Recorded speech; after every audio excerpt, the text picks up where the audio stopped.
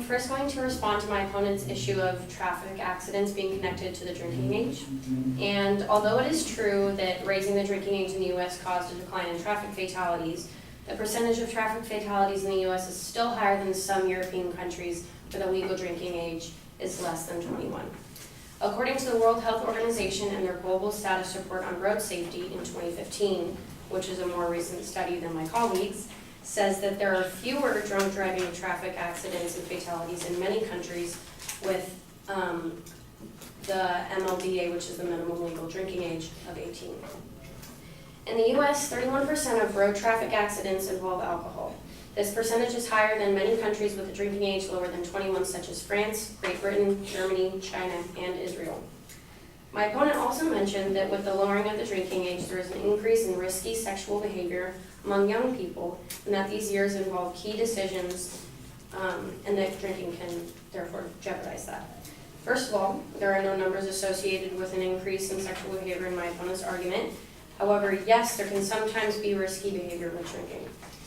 But this is why we require a health class in high school to educate students about the factors that come with drinking as well as sex, and what to do in those certain situations. The topic of risky sexual behavior is a matter of education and personal choices rather than a consequence of lowering the drinking age. There is no denying that the development of the brain is pivotal during these years. However, according to the University of Rochester Medical Center, the rational part of the teen's brain isn't fully developed and won't be until the age of 25 or so.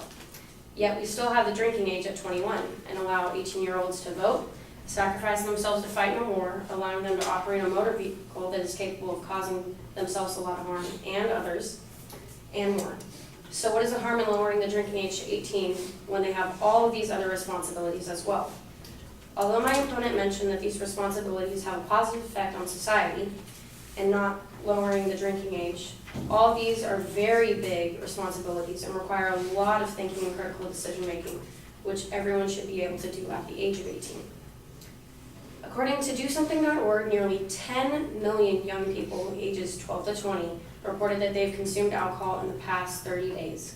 This shows that by the time most people are 18, they are entering college and are already being exposed to a large drinking culture and are aware of the side effects and consequences of drinking through experience and education. So they should be legally able to do so at the age of 18.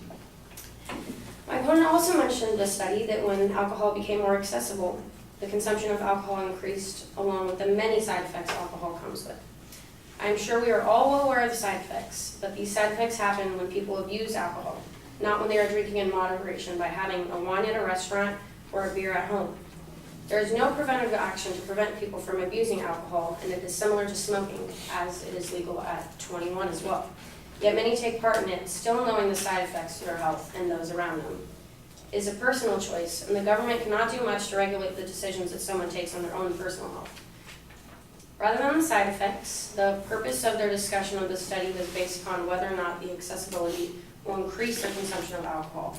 And it will not, because these actions occur illegally on a daily basis despite the law that's put in place. If the drinking age was lowered, alcohol consumption could be less taboo for adults between the ages of 18 and 20.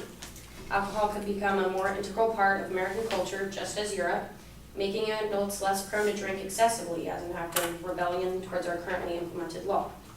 For example, in many European countries, the legal drinking age is 18 or lower, and minors are not as compelled to drink excessively because moderated drinking is part of the culture.